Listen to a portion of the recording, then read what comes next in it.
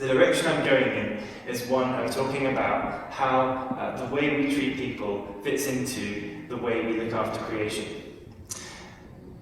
And this is a particular interest of mine, but I've never preached on it yet somehow, so there's a lot of things I could say. So I'm going to be fairly brief, and if I say some things and you'd like to find out more, then I'm happy to talk more about them. I think really what I want to say is that the greatest impact we can have on the world is with something in our pocket. And that thing is either a piece of plastic that we use to spend money with, or some dollar bills. Why do I say that? Because we live in a world that is set up and so consumed with money. If you run a company, your objective, typically, and there are exceptions, but typically the objective is the profit motive. It's all about how much money can we make. And so the language that corporations of the world speak is money. And so if we want to talk to them in a way they'll understand, we have to do it with money too. I wonder when you drink your cup of coffee, if you know the person who made it. No one's going to say yes, I'm guessing, because of where we live. Well, you might say, yes, I know the person who poured it here, or you might say, I know where it was roasted, and I know the roaster, but you probably don't know the person who grows it. I want to effectively go upstream today. Archbishop Desmond Tutu said, we need to stop fishing people out of the river, and we need to go upstream and find out why they're falling in. And so, as I said last week, I feel that when it comes to creation, there can be a kind of a paralysis. When it comes to climate change, we think, what can we do? Daily we see news articles by scientists saying that the ice caps are melting. I read one yesterday, and I've forgotten the figure because I've never seen this word before, but it was something like gazillions, or it was like some really long word, more than billions anyway, of cubic feet of ice that have melted in Greenland over the last 30 years. To the point that countries are now beginning to dispute who owns the land so that they can get who owns the shipping, so they can, between Russia and the States and Canada, who's going to have the shipping rights, and who's going to be defending areas up in the north, because it was never possible to get commercial shipping through, and it's looking like that's becoming likely. And we can see the destruction of the environment in the north and think, well, it doesn't have much to do with me here. Maybe it will rain a bit more in the winter, and maybe it will be a bit warmer in the summer. As we care for creation, so we care for people. People who are most likely to be affected by the changing climate are people in the less developed world. They're the people who grow our coffee, who grow the cocoa that goes into the chocolate that we eat. And so the insatiable demand that we have in the richer nations, and we are rich, the insatiable demand that we have in the richer nations is gradually damaging the people, not so gradually, it's quickly damaging the people and the planet. As Christians, as we saw in Psalm 8, everything ties together. God made all of it. And so it seems that as we talk about how we care for creation, we also have to talk about how we care for people. Some of those people are not able to care for creation if we don't give them the tools. If all we give them is a pittance for the products they make, they can't look after the land. I watched a documentary about palm oil. Has anyone heard of palm oil? Mm-hmm. Good. I thought you'd say yes. I don't know if you've seen anything about what's going on in places where they farm the palm oil, but it is just awful to see the destruction that's happening, and to see the locals who are saying, well, we don't want to see this, but we need the money, otherwise we can't live. And this guy's telling me that if I cut down this area of forest and grow some palm oil, then I can have some money to feed my family. And so, given the choice, what are they going to do? And so, I want to say today that there are things we can do, and it involves how we spend our money. So for many years, I've been a supporter of fair trade. You may have seen this logo. It's probably a bit small, but Fair Trade Foundation of Canada kindly sent us a load of stuff, and so you can take a leaflet home that talks about what fair trade does. This is one of many fair trade schemes. Fair trade is about ensuring the right kind of deal for a producer in these countries that means that people are looked after. What kind of impact can we make? Well, let me tell you a story. Previously, I was in a church where I was encouraging the congregation to go and demand fair trade products in the local grocery store. And they would go to the store and say, have you got fair trade sugar? Have you got fair trade coffee? Because they'd heard enough of me preaching, and they were like, right, okay, we'll go and try this. And I was just saying, just go and try with one thing, and if you can't find it, go and ask them. And the feedback was coming back from members of the congregation that the stuff really wasn't there, and that they weren't really listening. And then one day I was in the shop, and I had a collar on at the time, and I saw the store manager. And I said, do you have any fair trade tea here? You're the fair trade guy, he said. I said, am I? He said, you're the one who keeps sending them in and they're helping me. And he said, I don't know about this stuff.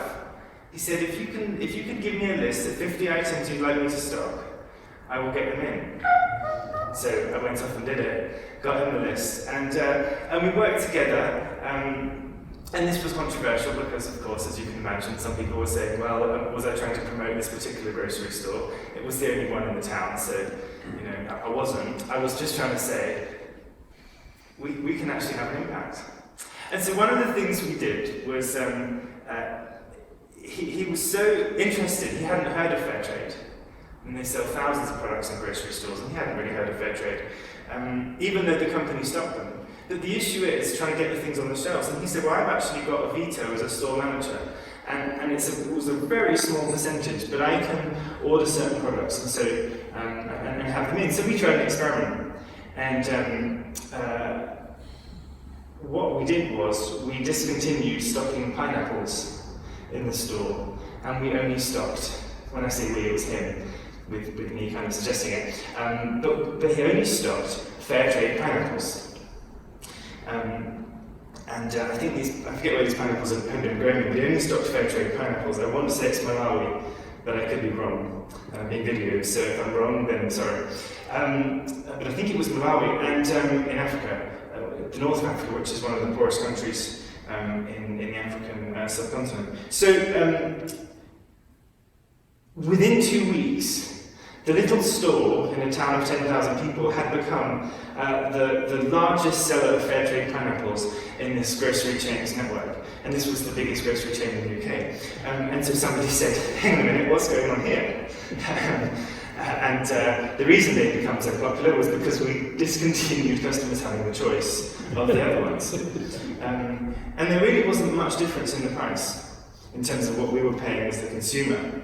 But the difference it made was that in the 5 years that they'd been selling these fair trade pineapples across their stores, they had the fair trade premium, so the extra that goes to the farmer, had been enough, as well as making sure basic things that we take for granted were in place. Fair trade, for example, allows workers to be represented, so they could be effectively in a union. They could have rights. Instead of working a 16-hour day, they were limited to a 12-hour day. Instead of not having a shower, they got showers on site. That's what we're talking about. We're not talking about people suddenly having fancy houses or things. It's just the difference between being in real poverty and slightly less poverty. But with this extra premium, it had to go to community projects, and they managed to build 2 elementary schools. 2 elementary schools with the proceeds from this project. Not just because of our little thing, but we were part of it. And I say that because I think we can sometimes think that we don't make a difference. What is my extra few cents here going to make a difference to somebody over in Africa? But I want to draw it together and say, when we do it for the least, then we do it for Jesus. And so when we make that choice, we make the choice to buy a fair trade coffee over a non-fair trade coffee. That could be the difference for somebody over time between their kid getting to go to school or having to grow up farming on the plantation. And I want to say too that this doesn't necessarily have to cost us any more money. You would think it would, and sometimes it does, because the products are costing people who are importing them into Canada, they're going to be paying more. But in actual fact, a lot of companies will offer fair trade items for the same price, because they want to offer it. So they can say, well, we gave consumers the choice. If you take chocolate bars, Cadbury put one of their lines, which was the dairy milk, they made those fair trade. And so if you were making the choice between two different chocolate bars, for the same price and the same quantity of chocolate, you could choose between one that was fair trade and one that wasn't. The reason that Cadbury's did the fair trade thing was because it was trying to ensure, back in the production line, that there wasn't child slave labour involved. So it wasn't. They were actually using fair trade as a vehicle to make sure something else was working. One of the questions, whether we talk about fair trade or organic certification or marine stewardship certification, ocean wise, that's something you see on fish. One of the questions is, well, do we really need it? And I think that what I would like to say is, wouldn't it be lovely if we didn't? Wouldn't it be lovely if we could just trust that when a company tells us that this is ethical or it's sustainable, that it actually was? But time and again we see that because they're trying to make as much money as they can, that it's not ethical. I can think of a motor vehicle manufacturer who managed a really clever way of fudging the emissions tests in the States. You may have seen the documentary on Netflix. If you haven't, it's called Dirty Money, and there are 6 of them about some of these things companies have done recently.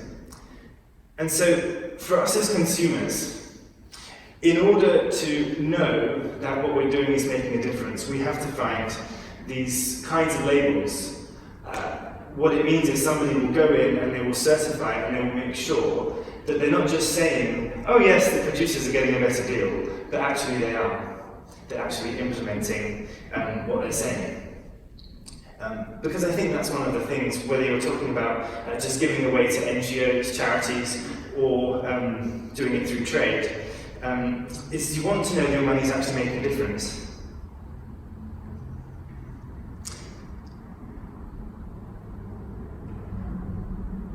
So I would say, as an encouragement, find out about something. There's some leaflets at the back, you can take one of those away. This is not the only fair trade organisation, there are 4 of them I believe. This is just the one that has the nicest leaflets and send them to me for free. So, this is one of them. And just look into what can you do? Make a small change. Together as a church, fair trade in England basically has come into prominence in many people's minds, and it's been because of the church. It's been because of people saying, let's just stop sending money to people. Let's find out why they need it in the first place. Because as long as we keep people in poverty, we're going to need to keep sending them money to bail them out.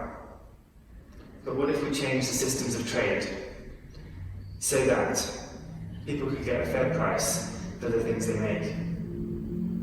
As I say, there is much more I could say. I could talk to you about how trade is unfair. I could talk to you about how middlemen go in and effectively threaten the livelihoods of farmers if they don't get a price, but I can't because it's 20 past 9. So that's my encouragement, is to see if you can find one thing, learn about it and see what difference you can make. Why? Because when you do it to the least of these, said Jesus, then you do it to me.